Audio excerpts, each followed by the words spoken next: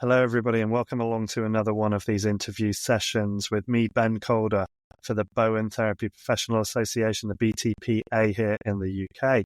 Today, I'm really excited to have Laura van Tattenhove with me, who has been a Bowen practitioner since 2009, after initially discovering Bowen in the 90s when it was used to bring significant relief to a shoulder problem she had in a yoga class. So Laura works as a teacher for Bowen College, where along with the introductions to Bowen technique, she also offers a specialist CPD class on breathing and breath work called Better Breathing for Better Health. And this is open to all practitioners to take as a CPD module. What I really love about Laura is her passion for breathing and the importance of breath work and its utility in helping our clients. And also something I really love about the work that she does, she has a master's in fine art, and is a multimedia and visual artist, and has produced some amazing work around reimagining or the imagination of anatomy through movement responses to Bowen technique, and works like Artifacts of the Anatomist's Scalpel, which is done in response to doing dissection work with Gil Headley, whose interview you can also hear in our series if you check out our videos. Laura also has an incredible blog where she's got lots of really good articles, and I'm sure that you're going to find this really interesting.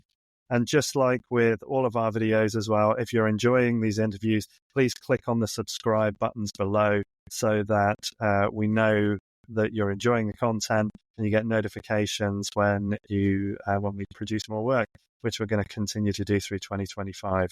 But that's enough of me. Let's get on and start with this conversation, this fascinating conversation with Laura. Hi, Laura. Thank you so much for joining me here today. It's a real pleasure to have you speaking to us at the BTPA. Thanks for inviting me. Yeah, I feel really honored. Thanks. Yeah, no problem at all. It's been really fascinating kind of in my research for our conversation today, just looking at the breadth of what you're doing. And I'm going to talk about some very specific bits as we go along, because I was really fascinated with some of the things that you do and, you know, how your work in Bowen reaches into some areas that I think some people who don't know you might be really surprised and interested with. But help us kind of get going on this, and especially for anybody that hasn't come across your work before and doesn't really know a lot about you. Can you give us a little bit of history about how you got to where you are today? What got you involved in physical therapy in Bowen? Okay.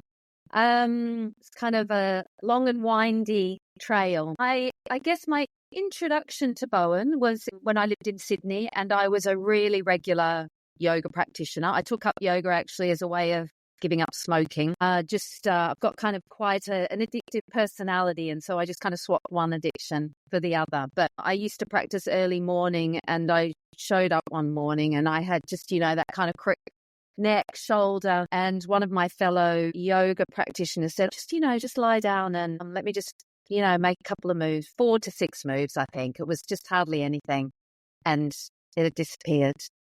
And I didn't really think anything of it. And I became quite good friends with her, and she was a Bowen therapist, and I kind of understood it, but I just didn't really make too much sense. And then interestingly, when I said I was moving to Lancaster, she said, that's where Rick Minery lives. And so Rick Minery was a teacher for many years and a midwife.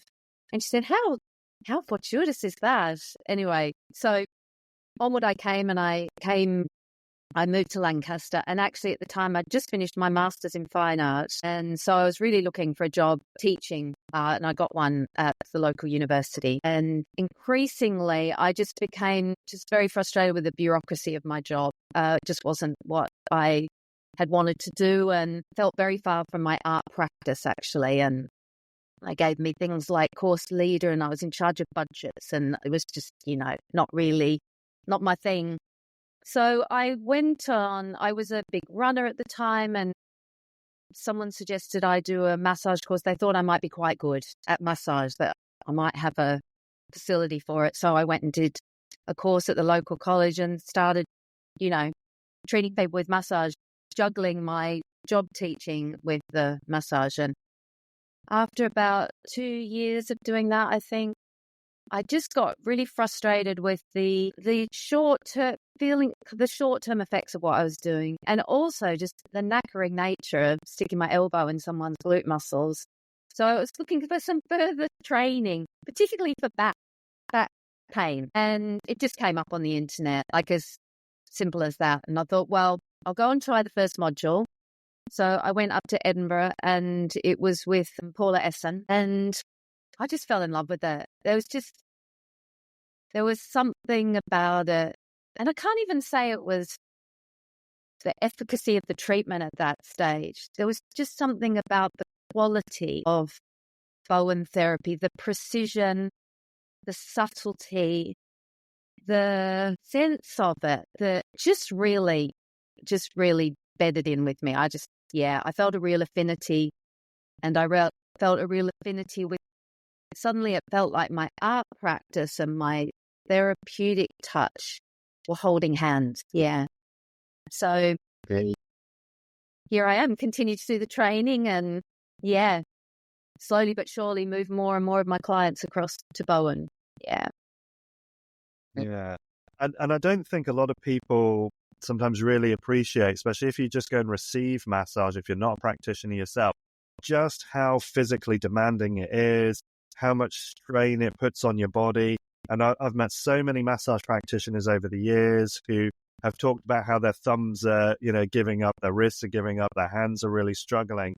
So just that image of that, how tiring it is to keep on elbowing glute muscle. Like I can't think of anything worse anymore than the idea of elbow trying to release a glute muscle. And it seems in a lot of ways with Bowen, we've moved so far away from that space that we're so much more in touch with that subtlety of the body that it's kind of like, why would we ever want to do that kind of procedure? I also think the science is catching up with that as well, isn't it? Really, therapeutic pause, fascial research, all that stuff. It's taken a long time. We're kind of moving away from that no pain, no gain idea. Yeah. Yeah, absolutely. So within the process of all of this, I know that one of the really important fields for you is the breath work. So in terms of your Bowen history, were you already doing kind of like breath work based practice, teaching? How did that kind of come about into your Bowen world? Well, the significance of the breath work probably goes back to my smoking, actually. So when I kind of exchanged smoking for yoga, the school I was teaching, it really just became all about the extension of breath. And that was how effectively I gave up, is that I swapped smoking for breathing effectively. And I did it for many years as pranayama, as yoga practice pranayama. Then I think, so I guess I've just been a pretty good breather for a long time as a result, and conscious of breathing, of the difference between breath as a smoker or even as a swimmer, because I used to swim quite a lot, to breath as a yoga practitioner, quite qualitatively different. And I knew lots of techniques, and I also knew the power of breathing to alter nervous system states and emotional states. And then I think it was just on the kind of back end, and we had COVID, didn't we? And we had a pandemic, a respiratory focused pandemic. And at the same time, very lucky for James Nestor, actually, very fortuitous, his book Breath came out. I mean, he couldn't have timed it better, really. But it just had an enormous impact. It was so beautifully written, so common sense. And so it didn't require any. What I really loved about it is that breath doesn't require, it's just very normal. It's not something kind of beyond the reach. Everyone has access to it. It's with you 24/7, and it's just so essential. And I just thought, what an amazing gift. And it's really been about trying to present that gift, make people aware of something that is literally right within us. Yeah. I've always found it really interesting, kind of, and in my clinic, I'm kind of multidisciplinary. I do a lot of kinesiology and other work. And with the smokers that I've seen, it's always interesting that they never consider that part of what they're doing when they're taking a pull on a cigarette is taking a deep breath. and that in itself is part of the state changer.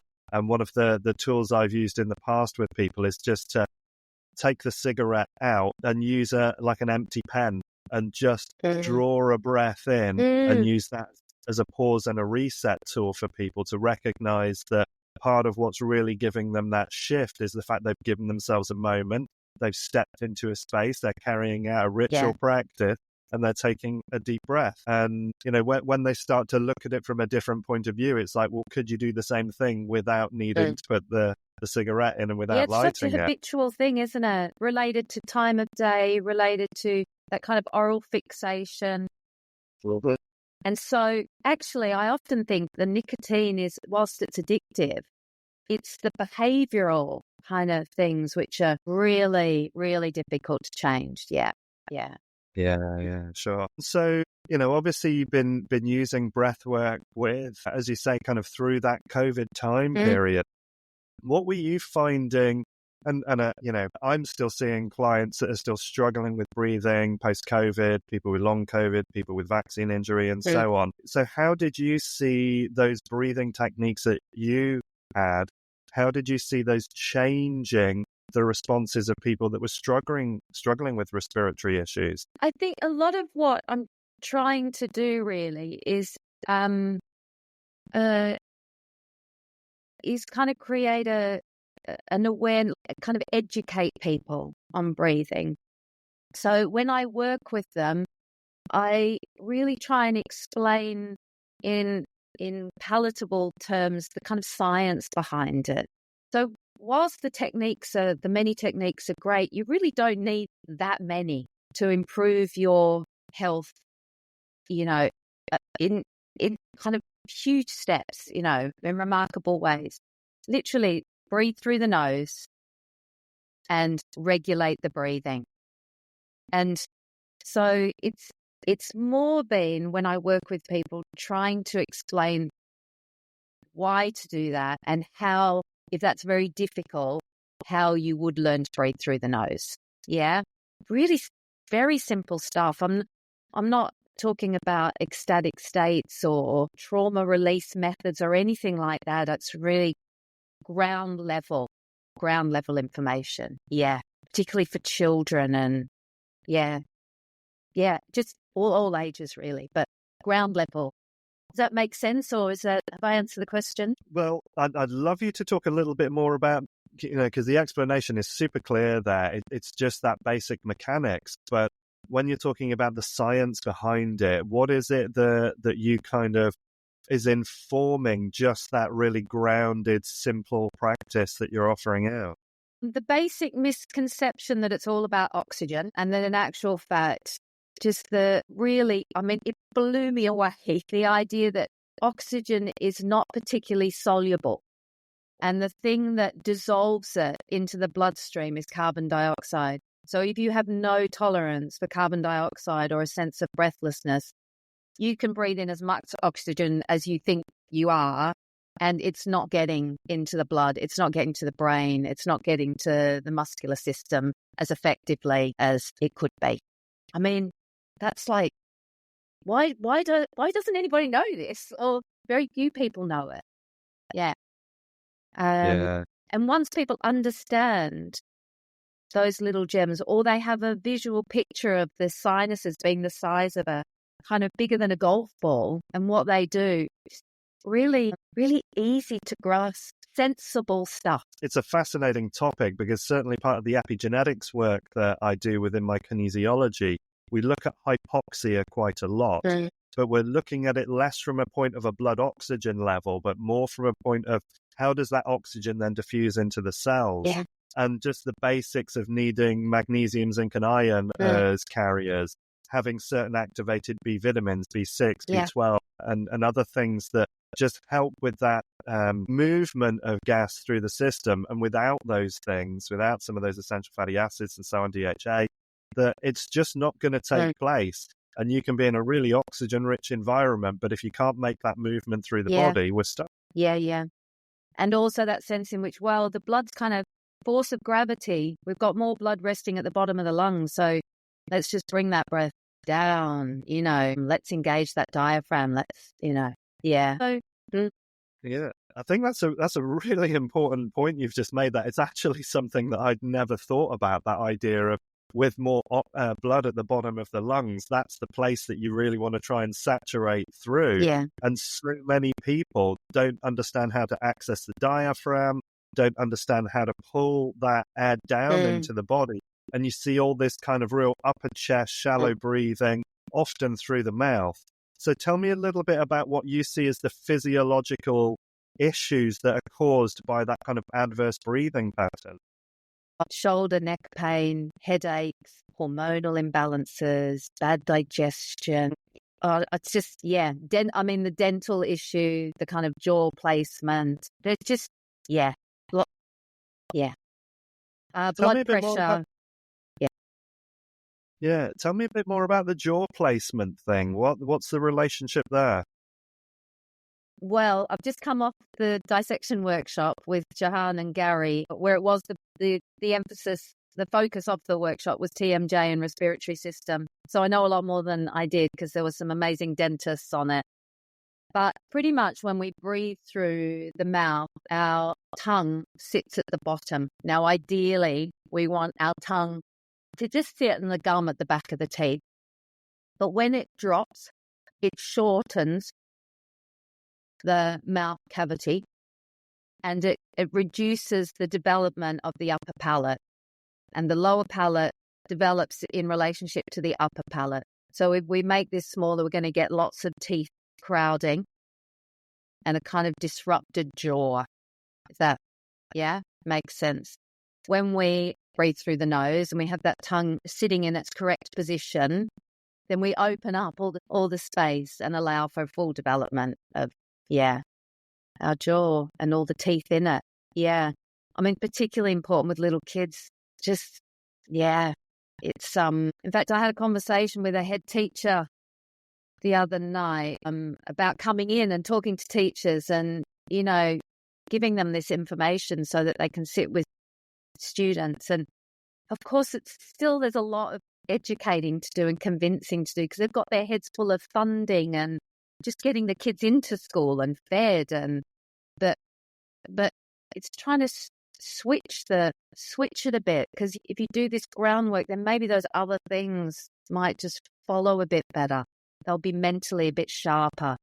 Their appetite will be a bit better. They'll be more able to do exercise. It's just, but it's tricky. It's tricky getting it out there sometimes. Yeah, for sure. I mean, there's a wonderful organisation. So I'm up just on the edge of North Wales near Chester, just over on the edge of Manchester in Sale. There's an organisation called Physiology First, and they basically take young people and teach them how to breathe through the nose, how to move their bodies, and then using nervous system regulation through things like cold water therapy and so on. And they are dealing with an incredible amount of young people with anxiety, overwhelm, ADHD type symptoms, and finding phenomenal responses in what they're doing just from those basics of education in there. And it really interests me when I look back to my own history. So I had, anatomically, I've got a vaulted palate.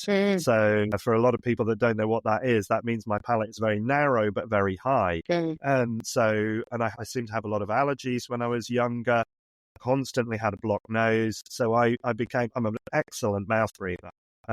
So I do it incredibly well, and it's taken a lot of work to work out how to change those various factors, how to try and train myself to mouth breathe.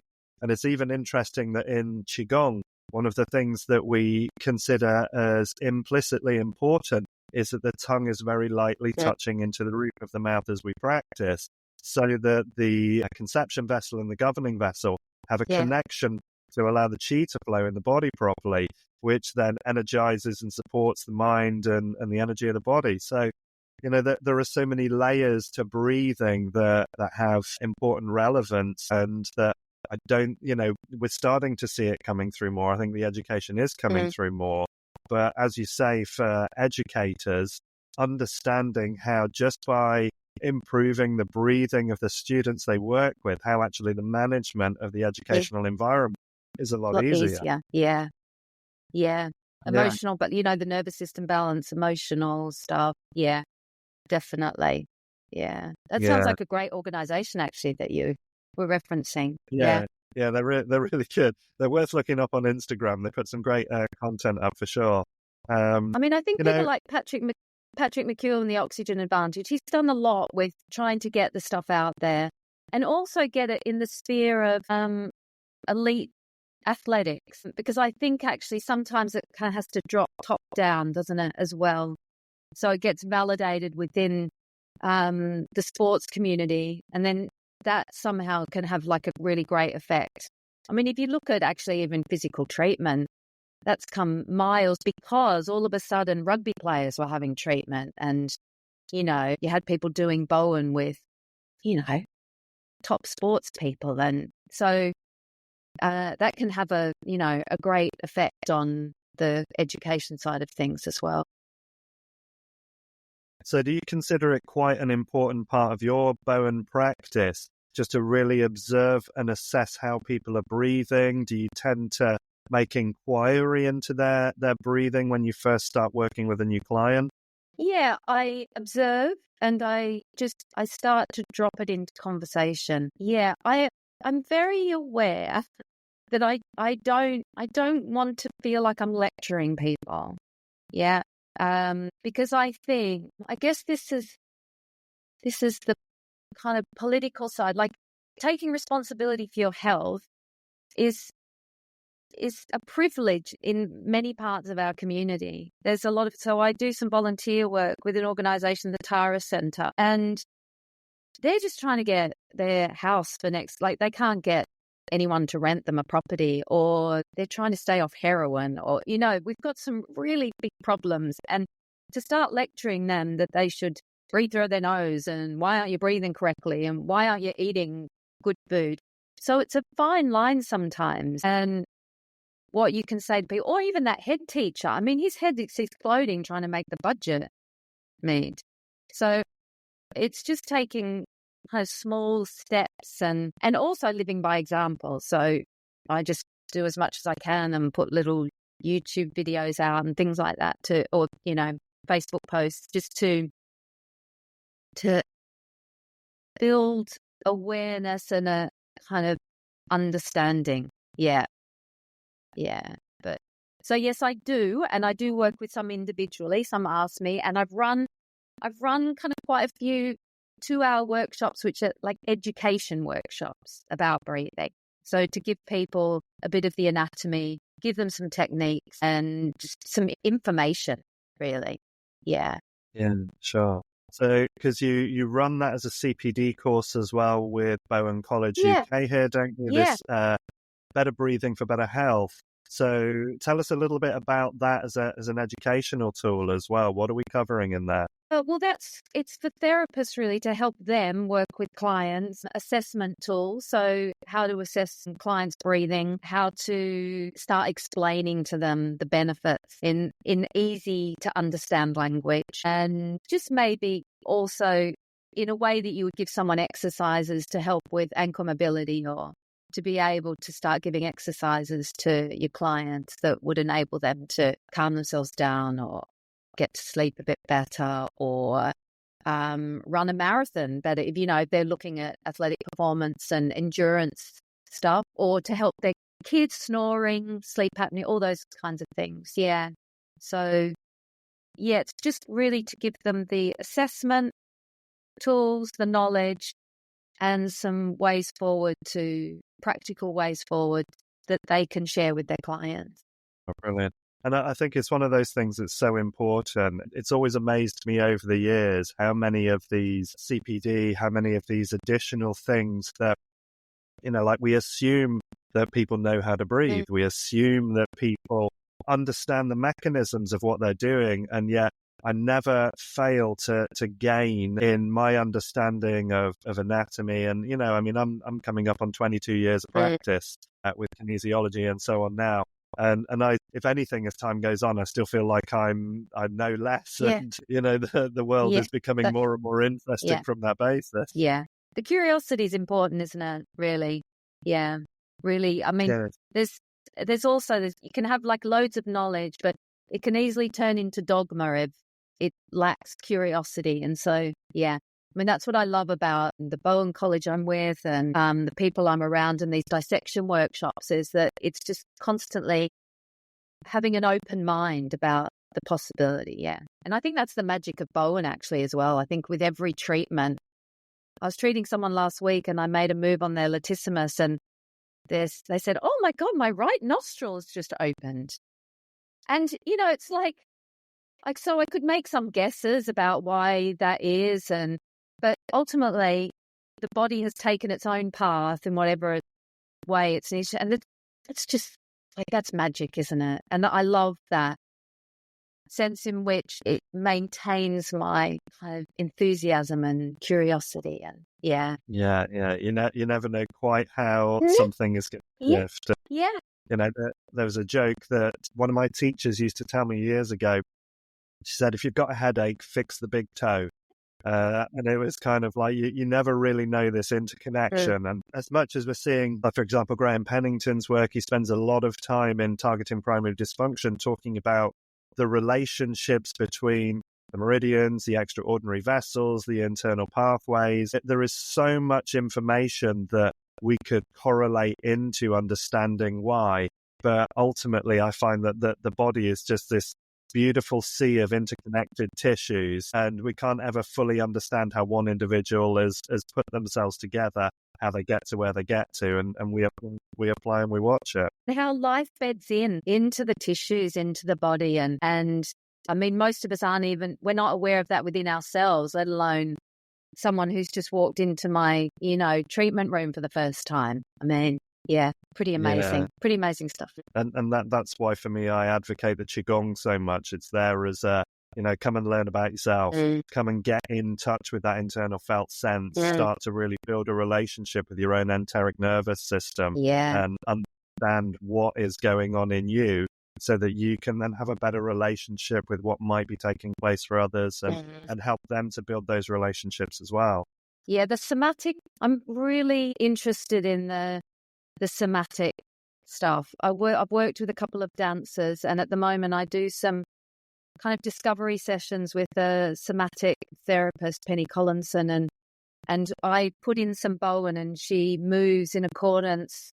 So she kind of has that felt sense, and we try and create a moving image out of the Bowen through someone who is kind of in tune and educated in that way. I love that. I'd love to do lots more of that with my Bowen, actually. Just, in a way, that's the artistic side, and the maybe creating some artworks from that. And And I, that was one of the things that was a beautiful surprise to me as I started looking more into what you do. So obviously it's a master's in fine art that you have, is that right? I do, yeah. And when you start exploring Laura's work, and she's got these beautiful pieces out there. So one of them was the imagining an imagination of anatomy through movement responses to Bowen technique. So is this the work that you're talking about? Yeah, this is the work I've been doing with a woman called Bridget Fisk, a dancer, and Penny Collinson. Yeah, beautiful. Just so beautiful to witness this and have those conversations after about, just because that's a part of my work, I think, really, is getting people to engage with their body, their felt sense of their body. I think so often we almost see it as separate to ourselves, and particularly if there's injury or discomfort. So we either over-identify with the injury or discomfort, or we isolate ourselves, so we separate our body. So if you take it from a physiological perspective, if we've got a bad ankle, an injured ankle, oh God, that's a bad ankle, it's my weak ankle, it's my, or we over it and we over look after it and are precious about it, and lose resilience for it or with it. So that's part of my project, I see, as a therapist and with the artwork, is to get people in their bodies and as a holistic thing. This is where all the fascia stuff is really interesting as well, because here we've got this connective tissue fabric which brings everything together.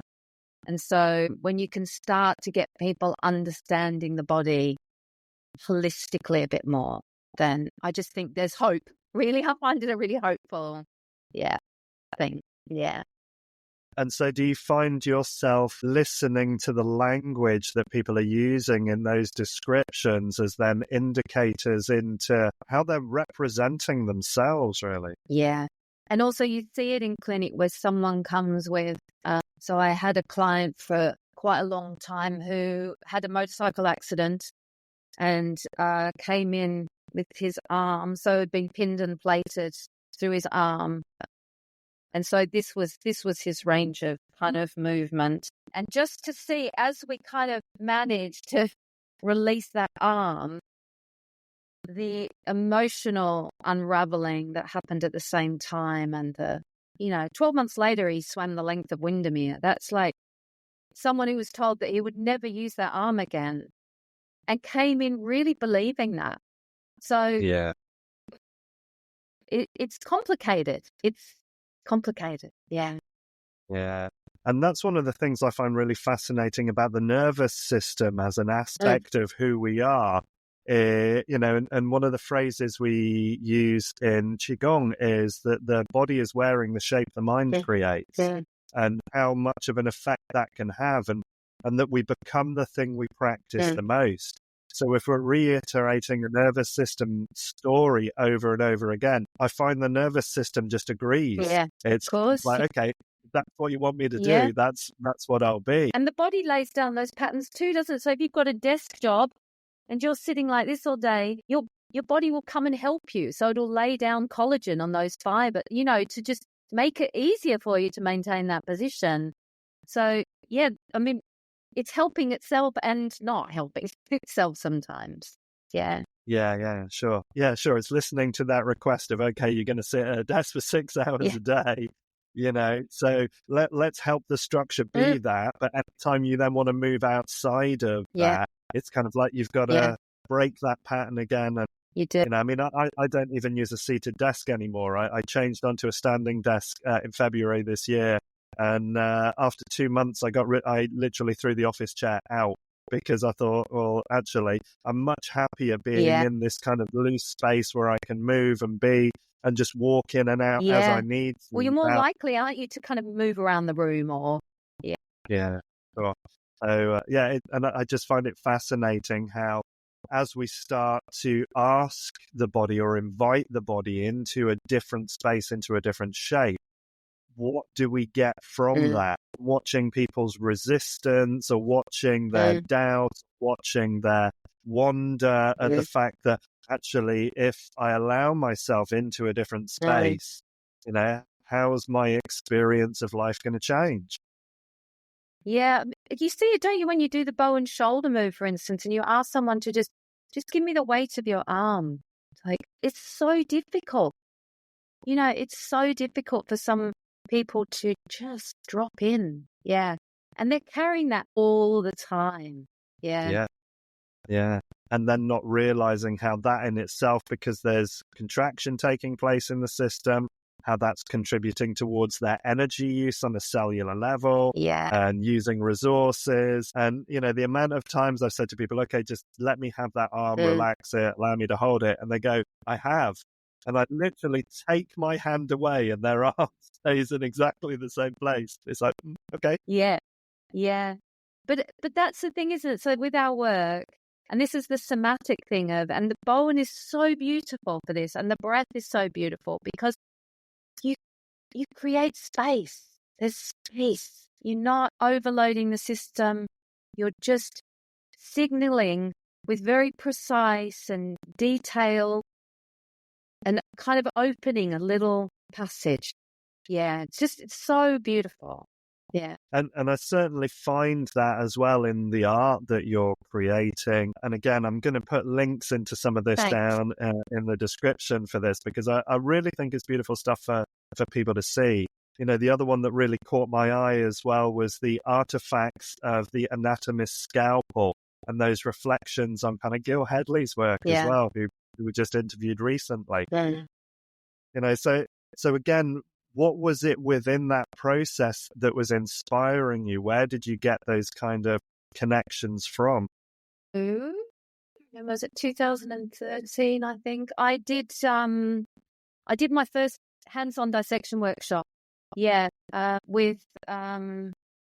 Gil Headley and Julian Baker in London. I mean, I don't know what I was thinking when I signed up for it, to be honest. So it was just, I think it's still probably the most profound thing I've ever done in my life. And because it was so confronting, so I'd gone really to look at the muscular system, right, to understand the connections and recognize what the iliotibial, where that went and what a glute muscle looked like. And you know, after day one or day two, my head was just muff, really, with just this incredible form that is so much. And I think in order to manage it, I had to bring in all the skills I'd ever acquired in my life.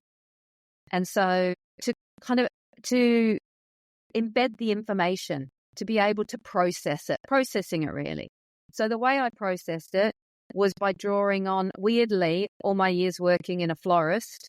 So the combination of textures and patterns, and that was really helpful, surprisingly, and my artwork. And so I did drawings and, various bits and pieces. And then I was just really inspired after that to make, I've never been a sculptor before. I'd never really worked with sculpture, to just start making some sculptures based on different body parts. And the actual Artifacts of an Anatomist Scalpel is one of Gil Headley's phrases. He uses that phrase, just because, just was a poet. He's a poet, isn't he, really? The way he uses language is incredible. So I keep making those. There's something I do alongside, other stuff. And they work well in relationship to my paintings as well. And that, I don't know, they make people curious. I mean, particularly, like I did a sculpture once of the greater omentum. I mean, that is just a fascinating part of the body, like, let's face it. And people were just completely intrigued with this like pink blankety thing that I'd made. And I'm hoping that actually that their somatic sense of their body is shifted with having a visual image, Yeah. So I've gone off on one there, but I know, I love that. Thank you. Did doing the sculpting and the art from that experience, did that also evolve your relationship and your understanding within anatomy as well? Yeah. So the amazing thing about the dissection workshops is that I suddenly felt like I had a language to talk to my clients. So whilst I can use the anatomical terms, it felt much more comfortable to me to be able to talk about someone's iliotibial band as like something that has the quality of mother of pearl and blends in, or to talk about shin splints as, the kind of delicacy of that attachment into the bone, but to have a kind of some visual descriptions to use, which weren't dry. I mean, I just find anatomical language really quite dry. Yeah. Well, it really is. And for most people, it doesn't make any sense. It's function over form, really. And I'm a great believer in function, but we tend to move in that direction and not from the felt sense. That's not given as much credence. It's not given as much authority. And I feel my job is to change that, like to, shift the perspective. Yeah. Or address the balance a bit more. And I feel so much that the way that we look at the world is codified into story and metaphor, that having, those symbols are so important for us to understand the world, that when we can see that symbolized version of the thing, for me, it often makes a lot more sense as to what we're trying to change. I mean, I can even remember the first time I heard the idea of the diaphragm not being this sheet, but like a jellyfish, and all of these bits just blending seamlessly down into the pelvic fascia and being all the way around like that, rather than this weird, very mechanical idea that actually I can remember all the way back into high school of a bell jar that had the bottom cut off and a rubber thing put on. And it was just, it was just useful at the time as a teenager to understand it that way, but it didn't really reflect the interaction with the rest of the system and just how important that might be. Yeah. And also the communication of that system to others, because that's what we're doing, isn't it? As therapists, we're trying to help people connect, with themselves at a deeper level. Yeah. Yeah, absolutely. So what do you find really is the hardest thing for you to try and get across to both your clients and your students? What are the concepts you find that people are most struggling with? Something so easy could be so effective if they just practiced it, and could have such great benefits if they just practiced it. Amen. Yeah. Absolutely. And I think that over and over again, people will avoid the seemingly simple and easy, because how can it be that straightforward? And it's free. Surely. This is free. Yeah. Yeah. And there's nowhere you can't do it. Yeah. Yeah. I mean, that's sure. what gives me, I find that so fascinating, but also that is the hardest thing. Yeah. I mean, it's like meditation, isn't it? It's like all you have to do is focus on your breath. But it's the hardest thing in the world to just, keep your attention on your breath. So, but that's where the gold is. But the gold is in the hardest. Always. And the consistency of practice. Actually, when I give breathing practices to clients and they say to me, how often do you want me to do this? And I say, anytime you catch yourself not doing it. It's kind of like day in, day out. This is the way forward you want to go. I mean, I do think, unfortunately, we're caught in a culture where people want the answers given to them, and it's almost like an implant. And that idea that you would, start French today and by the end of the day be fluent, there is an effort is involved. But just that, I think so. For instance, when I started taping my mouth at sleep, and it wasn't immediate. I was clearly a mouth breather when I slept, and it took 3 months of, I'd wake up and it'd be stuck to the side of my face, or, I'd ripped it off at some point in the night. And then eventually, it didn't anymore. Yeah. And now I don't need to use the tape because I don't actually. I just breathe through my nose. But getting that across, that there is some effort required. But breath is the easiest thing, as you say. It's there with you all the time. Yeah. And I often find clients saying, I know this, I know what to do. Yeah. And it's that reflection back that there's a big difference between knowing the path and walking the path. Yeah. The actual practical application is the real key for it. Yeah. Yeah, absolutely. Now, is there anything as well that you wish that you'd been taught when you kind of started down this road that has become, like a key part of who you are and what you share out to the world in your practice? Oh, that's a big question. I was doing after COVID, I did a couple of trainings. I did a cranial workshop and I did a professional development with Jahan, and where we just did this amazing thing where we just sat holding someone's head or holding their ankles. And I really wished I'd started with that. So, because I think actually my Bowen practice would have been far less kind of mechanistic if I'd learned from the felt sense. Yeah, that skill. I would have saved myself a lot of time if I could have felt things first and then worked. Does that make sense? Yeah, sure. So does that mean that these days when you see clients, there's a part of that initial physical contact that you have that is just about holding, pausing, feeling, noticing. Yeah. And actually, probably I could do that for most of a session. I mean, yeah. But it still requires practice on my part. It requires a lot of practice to take the tension out of my hands because, I want to fix it. That's the biggest lesson, really. And actually, I think if I'd learned that from the beginning as well, that sense in which most of the treatment is getting out of the way, like, the importance of getting out of the way.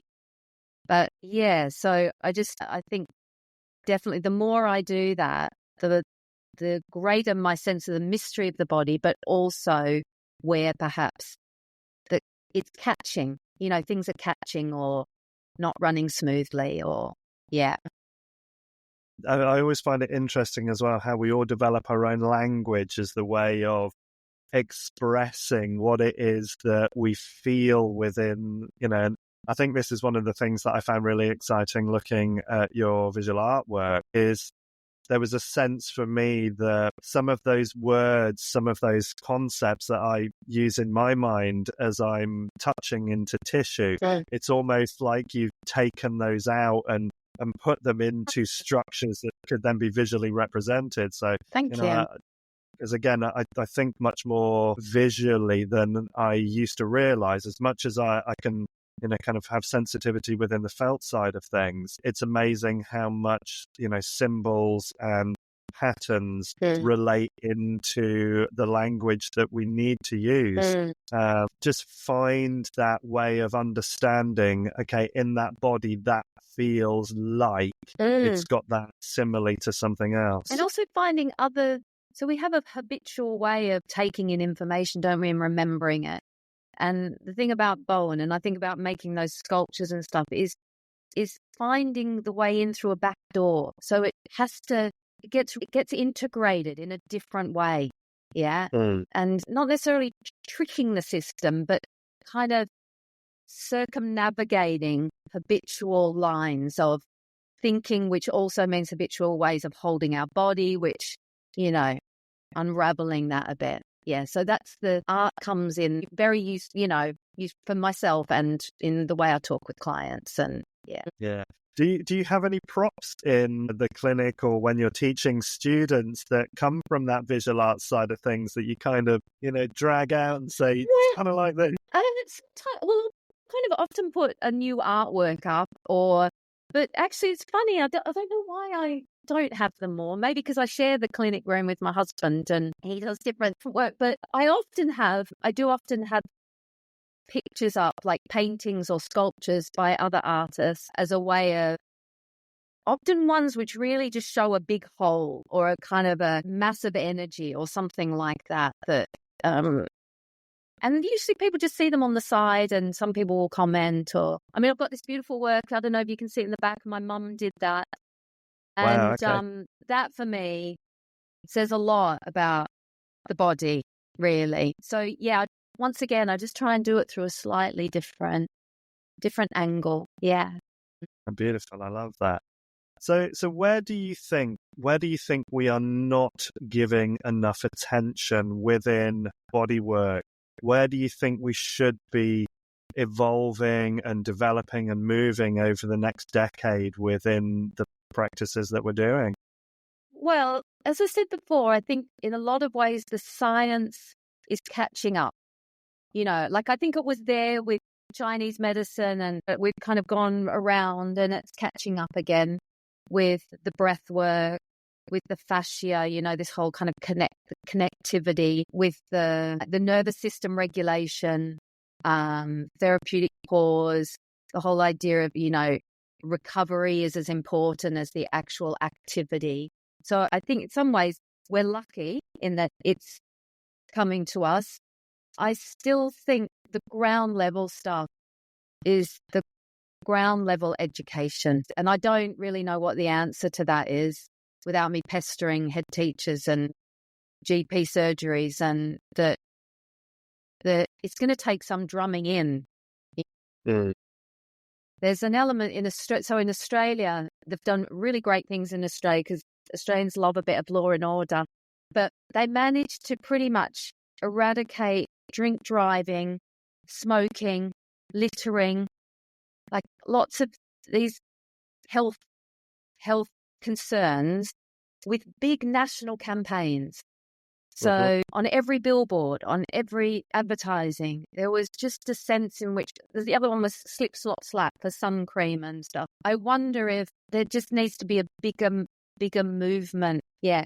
I don't know how that happens, because at the moment I feel like the NHS is firefighting, and I have the utmost respect and sympathy for how they're trying to manage what they're trying to manage. So I don't really know, but I'd like to see Bowen as part of a shift.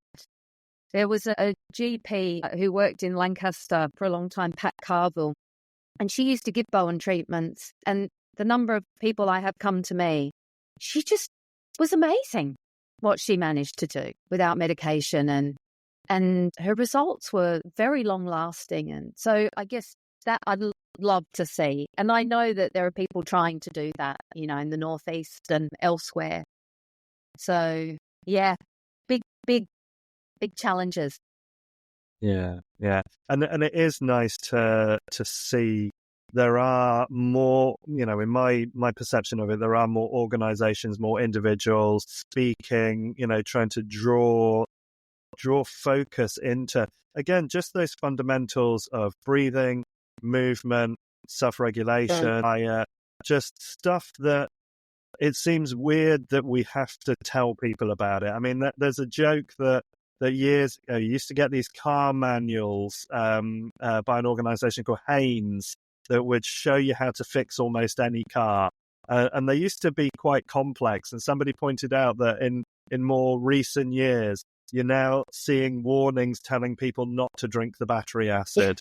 It's like there's something that's fundamentally missing in how we understand the world around us, that we need kind of warning. And I wonder how that's happened, whether it's just something to do with everything's replaceable. And I'm sure it's quite complex, actually, how that's happened. But yeah, in terms of our own health, it's a big challenge. Yeah. Yeah, fabulous. Great. So, and just as a kind of a way of wrapping up as well, Laura, we've done nearly an hour here today. It's been super beautiful to talk to you. Well, thank you. Yeah, same. We're going to put all sorts of links into the description for you. But just so that we've got it on the audio as well, if people want to find out more about you, where shall we send them?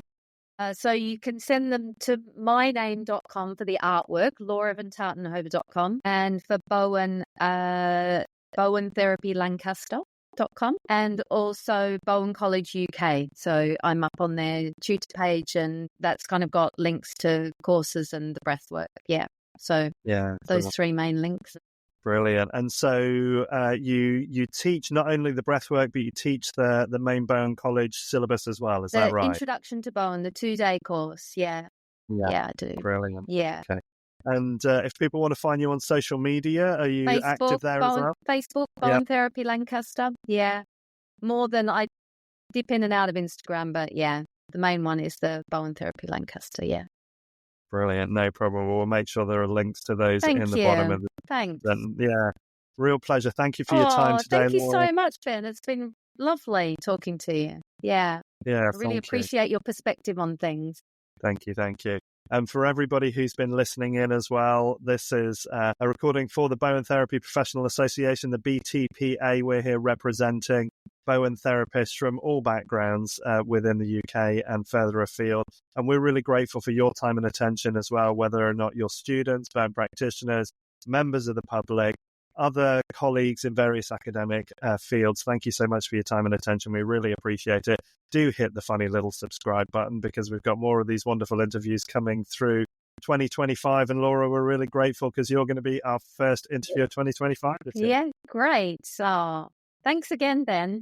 Yeah. Have a wonderful day and look after yourself. Take care, everybody.